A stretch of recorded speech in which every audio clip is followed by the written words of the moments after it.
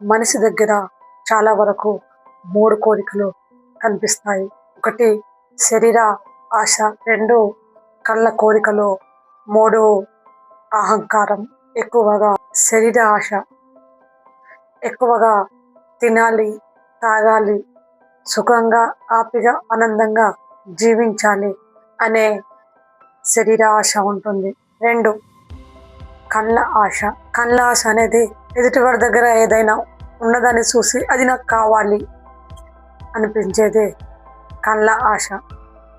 అహంకారం, నేనే గొప్పవాడిని, నాకన్నా మించిన వారంటూ ఎవ్వరూ లేరనే ఒక భావనే అహంకారం.